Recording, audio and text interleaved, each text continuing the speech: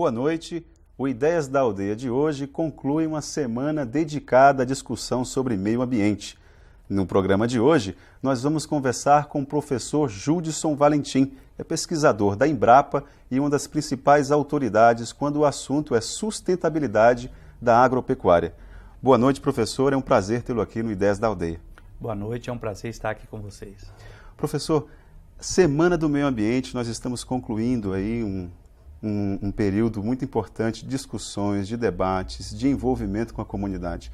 Eu queria saber do senhor como que é a relação atual entre o desenvolvimento da agropecuária com a questão do meio ambiente, com a questão ambientalista. Olha, na realidade é o seguinte, nós só podemos ter desenvolvimento verdadeiro do setor agropecuário se essa questão da sustentabilidade for considerada.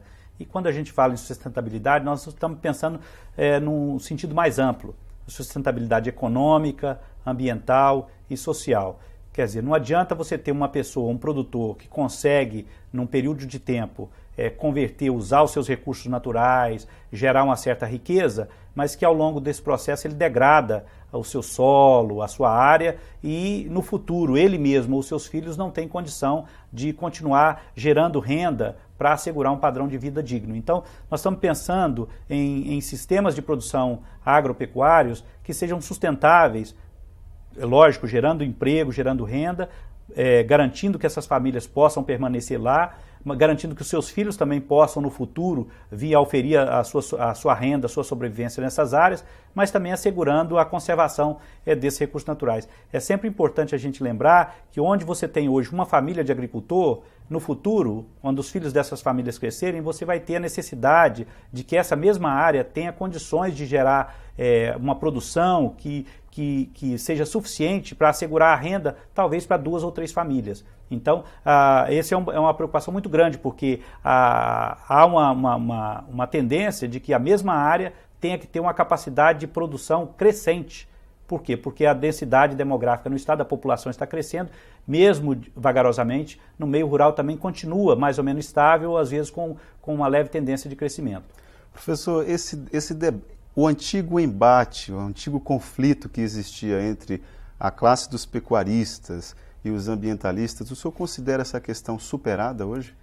Depende do grupo de pessoas que você está falando. Eu acho que existe hoje um grupo significativo de grandes produtores no Acre e é importante enfatizar que o Acre hoje conta com alguma coisa em torno de 16.500 produtores que desenvolvem a pecuária. Desses produtores, apenas em torno de 540 são produtores que têm mais de 500 cabeças de gado. Então a pecuária hoje no Acre é uma atividade predominantemente feita por pequenos agricultores e esses pequenos agricultores, em torno de 15.800 produtores pequenos e médios que desenvolvem a pecuária, eles têm em torno de 100 ou no máximo até 500 cabeças, né? Então, quando nós falamos hoje em produção pecuária, nós estamos falando predominantemente em pequenos produtores, né? É lógico que você encontra em todo o segmento pessoas com uma mentalidade mais avançada e aquelas pessoas que mantêm ainda a velha forma de pensar, né? Mas isso é um processo natural em todo o segmento.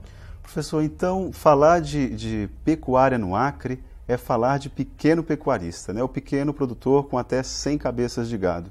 Agora eu lhe pergunto uma coisa, como que nós podemos garantir qualidade da nossa pecuária com um produtor descapitalizado? Olha, essa é uma preocupação grande, mas nós temos aí hoje linhas de crédito bastante acessíveis para os pequenos produtores. O Banco da Amazônia, através do Fundo Constitucional do Norte, tem linhas de crédito com recursos aí, com juros, taxas de juros em torno de 3% a 4%. Se o produtor paga o empréstimo na data, ele ainda tem um rebate ainda em cima do valor que ele emprestou, e quando você pensa aí que a inflação está aí em torno de 5%, 6%, é um juro negativo. Então é um dinheiro ao custo muito baixo e que permite, que pode, se bem utilizado, fazer com que esse pequeno agricultor faça a transição daquela pecuária extensiva, daquela pecuária que desmata, que degrada, para uma pecuária mais produtiva, mais rentável e mais sustentável. Professor, no final do ano passado, o senhor participou aqui na Escola Armando Nogueira de um debate que houve, que mostrou uma pesquisa da USP, né, da Escola Superior Luiz de Queiroz. Isso. E mostrou esse estudo que a pecuária na Amazônia ela é 100% mais lucrativa do que algumas regiões tradicionais da pecuária do Brasil. eu lhe pergunto como que nós estamos hoje? Esses números são atuais? Como é que o Acre está em relação a essa pesquisa? São bastante atuais. Veja bem, no Acre, você tem duas situações bem interessantes. O produtor do Acre, quando ele compra os insumos, sementes, sal, uma série de produtos que ele usa na sua pecuária, ele paga um preço maior do que aquele produtor lá de São Paulo, porque você tem um custo, grande parte desses produtos são produzidos no Sudeste, no Centro-Oeste, e você tem o custo do frete. Então ele paga mais caro por esses insumos. Por outro lado, quando ele produz a carne, é importante dizer que 70% de toda a carne produzida no Acre é exportada, porque o mercado local é bastante limitado. Então absorve em torno de 30% de toda a produção de carne do Acre. Então quando ele produz e vende, ele recebe um preço 25%, às vezes até 30% menor. Por quê? Porque essa carne vai ter que ser novamente transportada para os grandes centros consumidores. São Paulo, Manaus, para o Nordeste, etc. Então você perguntaria, como é que pode, pagando mais caro pelos insumos, recebendo menos pela carne, como é que ela pode ser mais rentável do que no Sul? Dois fatores são muito importantes. Primeiro, o custo da terra. Um hectare de terra no interior de São Paulo, alguns lugares custa 6, 8, 10 mil reais. Aqui, nas regiões mais valorizadas, um hectare de terra está em torno de pasto já formado, em torno de 1.500 a 2 mil reais. Então isso tem um impacto muito grande no custo de produção. Segundo lugar, por exemplo, nessa época no Sul, Sudeste e Centro-Oeste, o produtor só consegue manter o gado engordando se ele suplementar o gado no coxo. Por quê? Ou eles estão na época do frio ou estão na época seca. Então a pastagem praticamente não tem condição de sustentar o rebanho. Nós aqui no Acre, mesmo no período seco, conseguimos ter pastagem de boa qualidade que faz com que o gado continue ganhando peso mesmo no período seco. Então não tem um custo de suplementação do gado no coxo e isso também reduz o nosso custo de produção. Então esses dois fatores fazem com que, por exemplo, a taxa de rentabilidade da pecuária, enquanto no interior de São Paulo em torno de 5% líquido, aqui ultrapassa os 10%. Então esse é um fator muito importante que estimula o crescimento da pecuária no Acre e em algumas outras regiões da Amazônia. Professor, em relação às perspectivas de pesquisa, o senhor falou agora a respeito de um fator de produção que é a terra. Um outro que eu sei que não é um fator de produção do ponto de vista acadêmico, mas a pesquisa ela é importante para a sustentabilidade da agropecuária. Como que nós estamos em pesquisa? O senhor tem estudos na área do amendoim forrageiro. Queria que o senhor explicasse de forma resumida a importância que o amendoim forrageiro tem para a garantia da qualidade do nosso gado. Tá bom. Em primeiro lugar, é importante dizer que a tecnologia é um fator, fator de produção dos mais importantes, né? Porque qualquer empresa, se ela estiver produzindo relógio, qualquer produto que ela estiver produzindo, e quanto maior o valor agregado desse produto, maior é o custo tecnológico que ela vai ter. Então o componente tecnológico tem um custo às vezes bastante acentuado, e o Brasil é altamente importador de tecnologia em diversos setores, setor industrial, por exemplo. No caso do setor agropecuário, o Brasil é líder em tecnologia da agropecuária no mundo tropical, né? Isso graças à Embrapa, às universidades, aos institutos de pesquisa, que têm realmente feito um trabalho fantástico nos últimos 30 anos, né? Basta ver aí que nós praticamente triplicamos a produção de grãos do Brasil com um crescimento de aproximadamente 15% a 20% na área plantada, né? Aqui no Acre, por exemplo, se nós voltarmos bem no início do desenvolvimento da atividade pecuária, no final de 70, da década de 60 e início de 70, você precisava praticamente de 2 hectares para alimentar uma cabeça de gado, né? Hoje, nós temos aqui no estado produtores criando até 3 cabeças de gado por hectare, né? A média do Brasil é em torno de 1,1 cabeça por hectare. No Acre, nós temos 1,5 cabeça por hectare, é a média. O que significa isso? O Acre tem hoje um rebanho de 2.100.000 cabeças de gado. Se tivesse mantido o mesmo padrão tecnológico de 30 anos atrás, o Acre hoje, em vez de ter 1,5 milhão de hectares de pastagens, precisaria ter 4.200.000 hectares de pastagens só para alimentar os 2.100.000 cabeças de gado.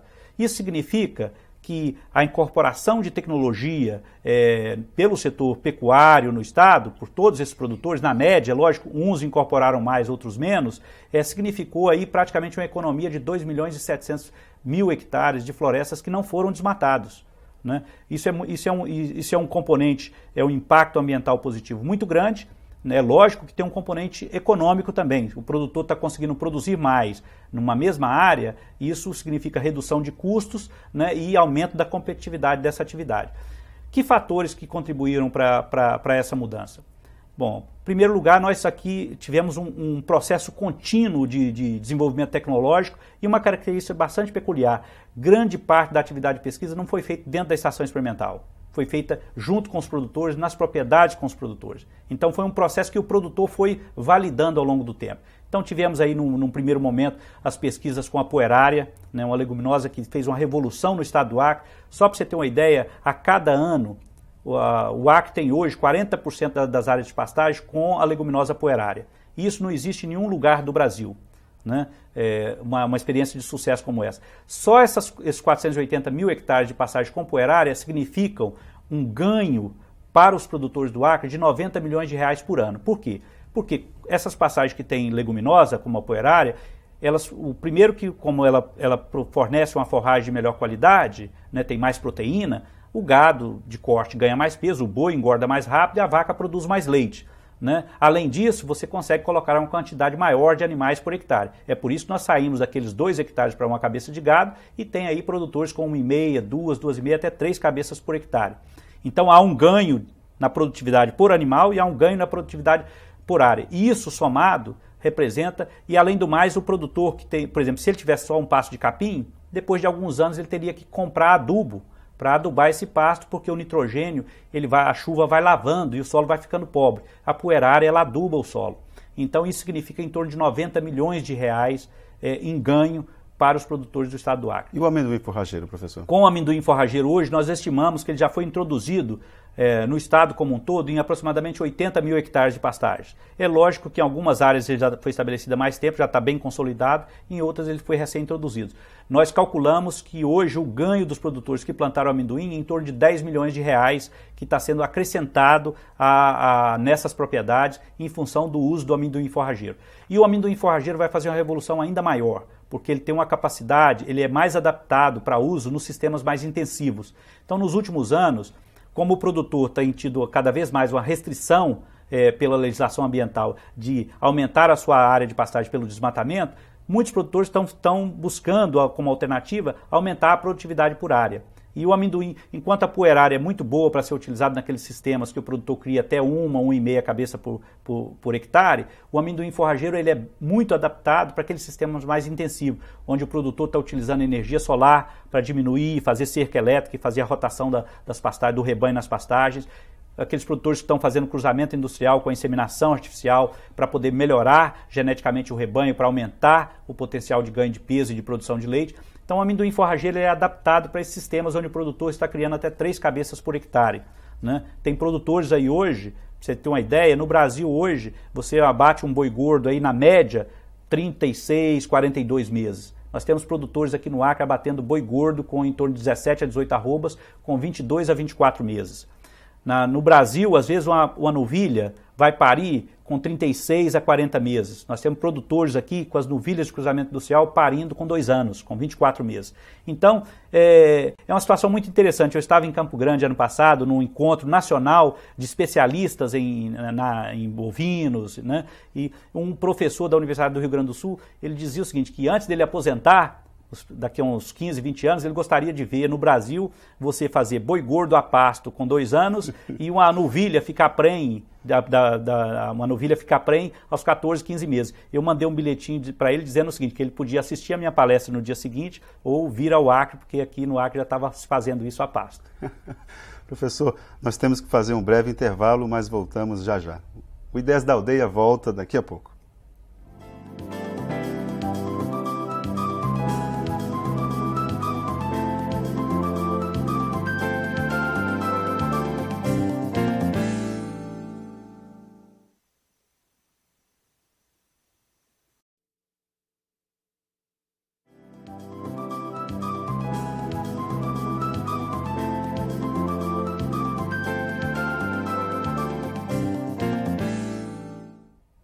Olá, estamos de volta com Ideias da Aldeia, conversando hoje com o professor Judson Valentim, pesquisador da Embrapa na área de agropecuária, garantia de sustentabilidade da agropecuária.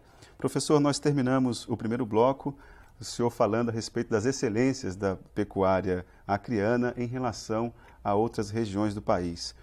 Um dos principais debates que se coloca, ou que se colocou há 2 ou 3 anos, foi em relação à lei ambiental, que no Acre se coloca 20% de área para desmate e garantia de 80% da área como floresta nativa.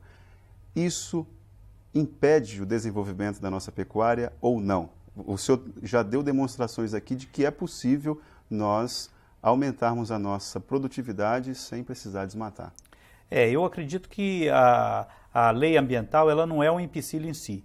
É lógico, por exemplo, o governo do estado agora está caminhando rapidamente para concluir a segunda fase do zoneamento ecológico e econômico do estado do Acre, e ao final dessa fase, um dos produtos será a elaboração de um plano de gestão para o estado, ambiental para o estado. Eu acredito que nós temos aí produtores em todos, nós temos produtores hoje que são produtores que tinham averbado as suas áreas quando a lei era de 50%, desmataram os 50%, tem outros produtores que nunca averbaram, então estão em situação irregular. Existe uma proposta do governo junto com o setor privado de discutir, abrir uma discussão para a resolução do passivo ambiental, ou seja, aqueles produtores que estão em situação irregular, e também, com base nesse zoneamento, talvez estabelecer zonas no estado, zonas onde você tem, vamos dizer, áreas de floresta ou áreas ainda intactas que são de grande interesse para a preservação, onde você teria talvez regiões que você não poderia desmatar nem 20%, porque são áreas que se você desmatar, provavelmente o solo não teria muita aptidão para a agricultura. Então deveriam talvez ser áreas ou de grande interesse ambiental pelo ecossistema que está ali, pela biodiversidade. Ou outras alternativas econômicas. Né? Exatamente. E tem outras áreas do estado que tem uma floresta com um grande potencial econômico, então são áreas que deveriam ter uso prioritário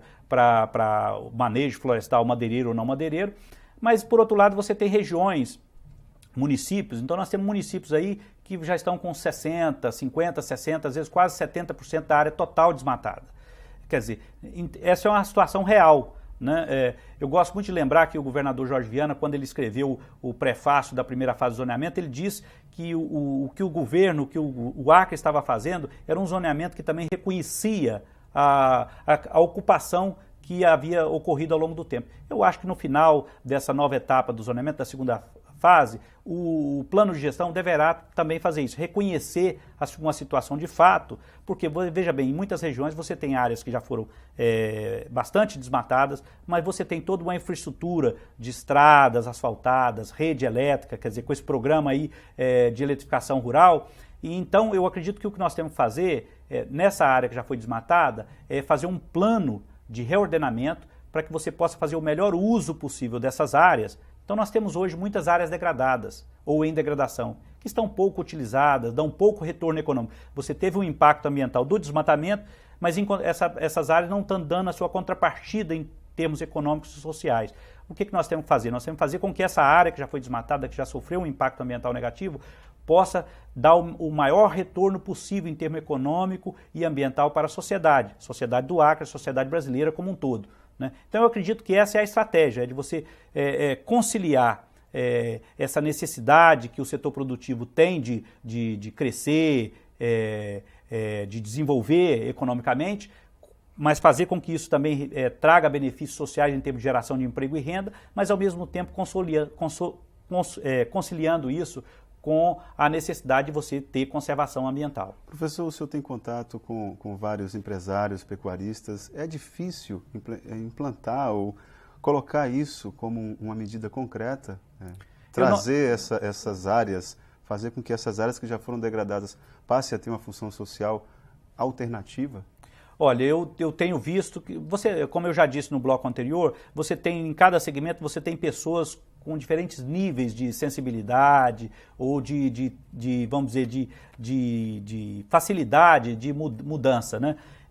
Mas eu tenho visto muitos produtores que têm avançado muito, né? Nós temos uma elite de produtores no Acre que tem investido muito em tecnologia, tem investido muito em ações, inclusive de cunho ambiental. né? Um exemplo disso, por exemplo, há coisa de 3 a 4 anos, nós começamos a observar na Embrapa uma demanda grande dos produtores, como eles estavam começando a diminuir as suas pastagens usando energia solar e cerca eletrificada, eles começaram a ter problemas com as aguadas.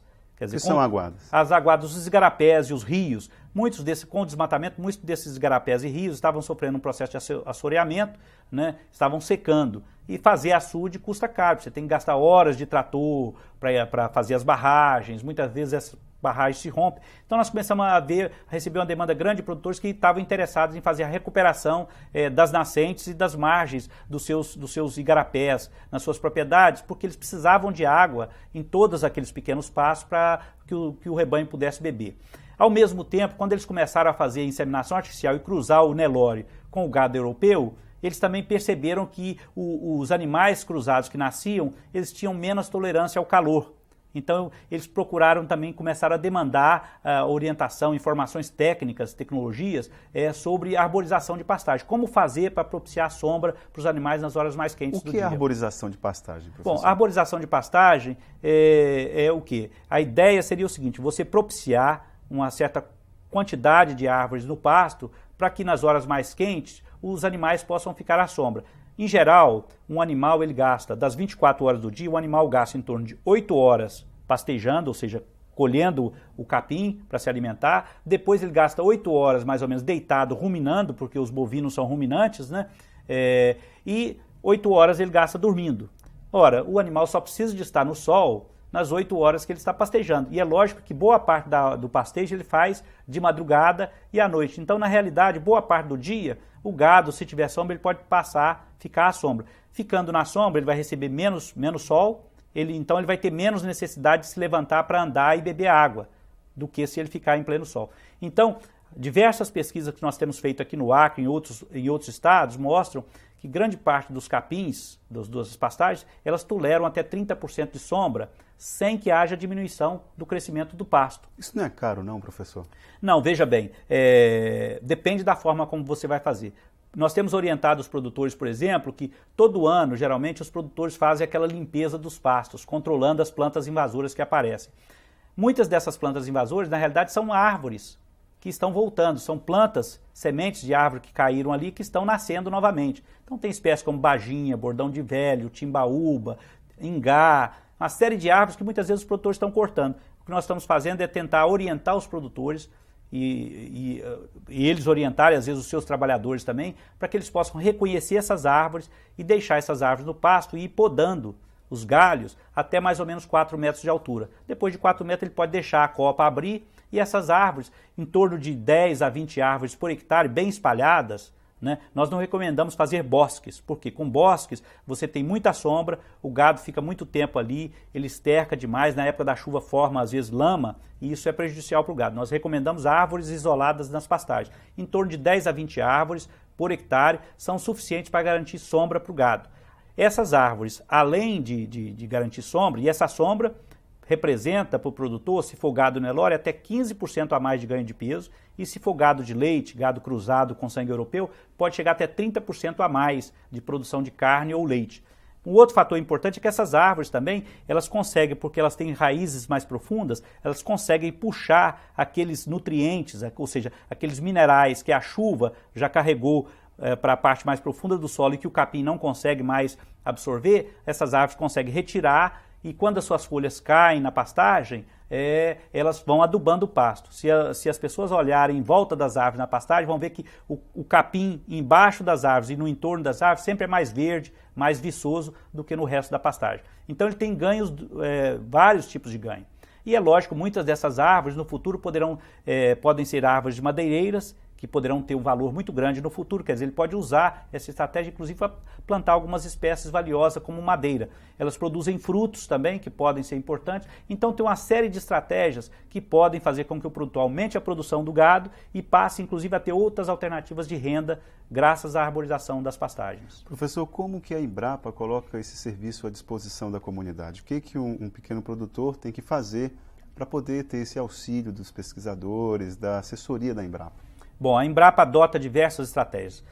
Por exemplo, nós temos uma ligação, uma parceria muito forte com o governo do Estado, através da CEATER, da Secretaria de Extensão, Executiva de Extensão Rural, com a CEPROF, na Secretaria de Agricultura Familiar, com a Secretaria de Agropecuária, a CEAP. Então nós fazemos a capacitação dos extensionistas, né? Junto com esses extensionistas também nós, em diversos municípios, muitas vezes são selecionadas comunidades ou produtores representativos e nessas propriedades são implantadas diversas dessas tecnologias para servir como um exemplo. Então, às vezes, um produtor, na fazenda dele, se implanta a cerca elétrica, o amendoim forrageiro, a inseminação artificial, e aquele produtor passa a ser um multiplicador, né? Porque o produtor se convence, não pela fala do técnico, do extensionista, ele se convence vendo um outro produtor fazer diferente e aquele produtor mostrar, dizendo para ele que ao fazer essa mudança do sistema tradicional, da forma como ele fazia antes, para o novo sistema, ele está produzindo mais, ele está ganhando mais dinheiro, a sua vida está melhorando.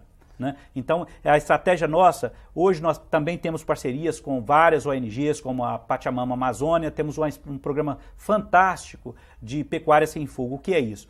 Os produtores que estavam usando fogo, muitos produtores queimavam o pasto para controlar a invasora, para controlar carrapato, cigarrinha. Nós mostramos para esses produtores que aquilo ali eram mitos, que na realidade ele não estava ganhando nada, pelo contrário, estava perdendo. A gente sempre diz que a cada 10 hectares queimado, um produtor perde o equivalente a um boi gordo por ano.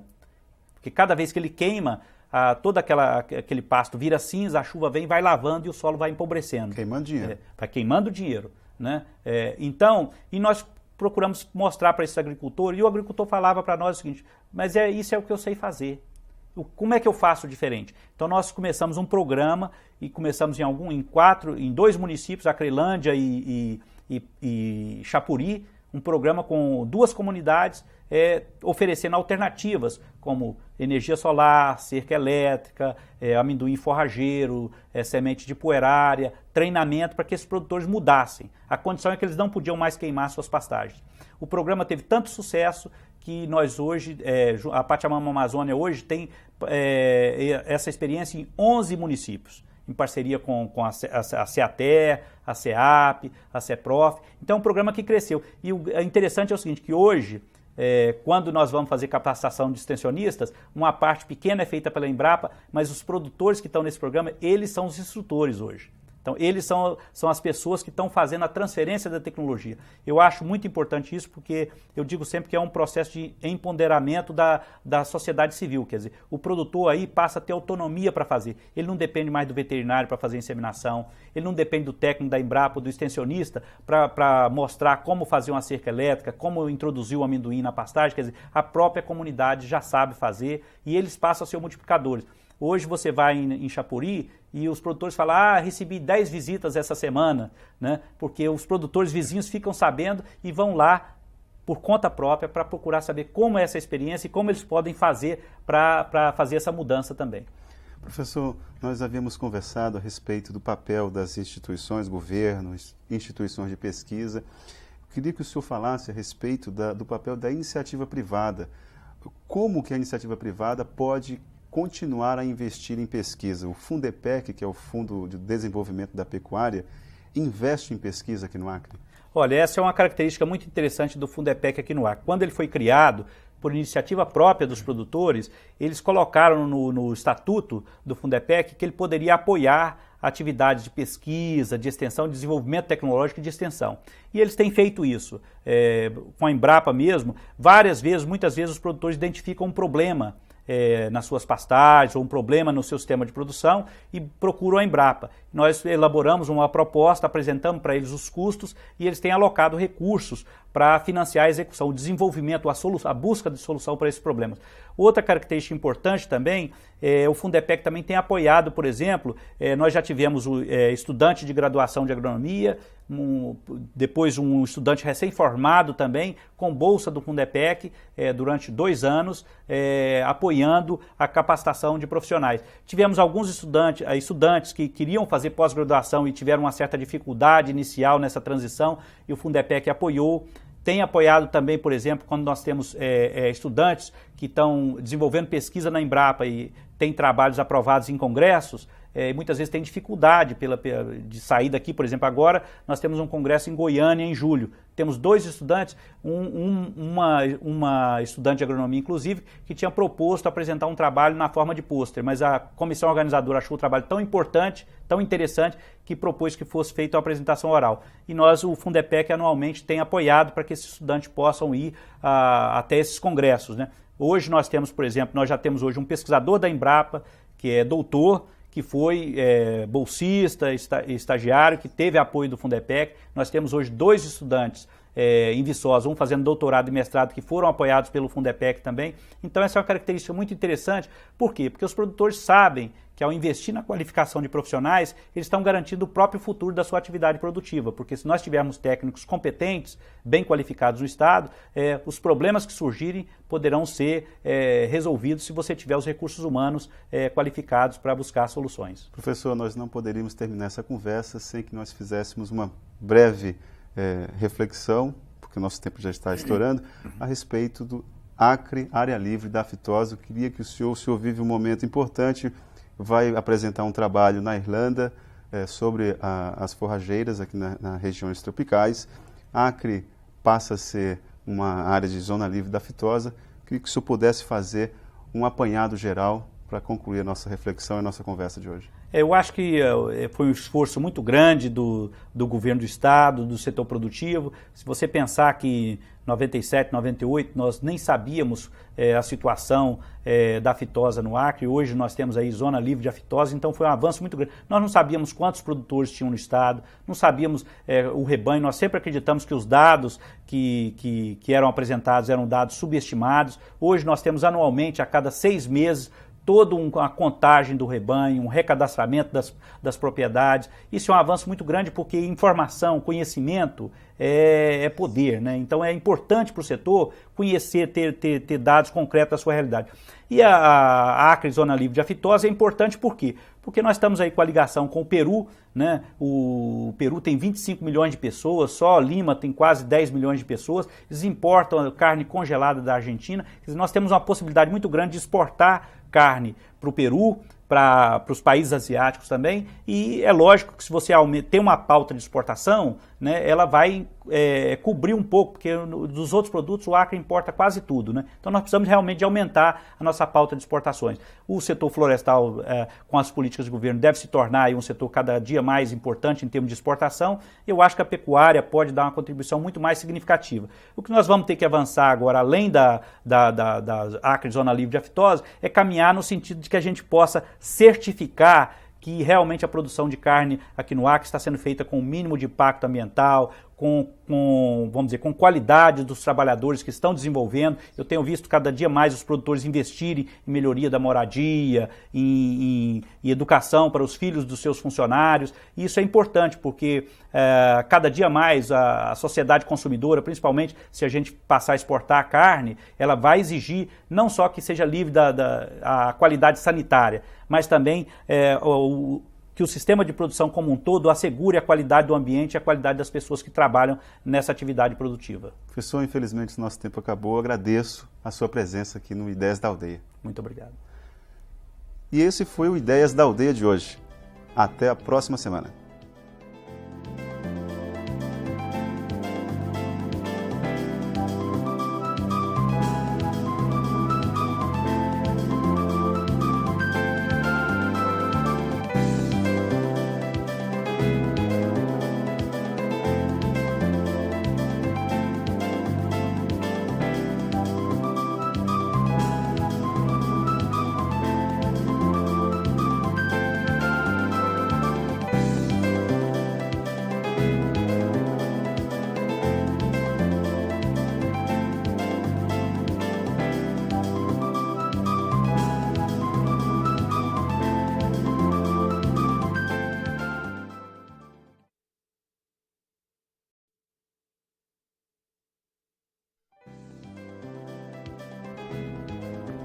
Olá, o Ideias da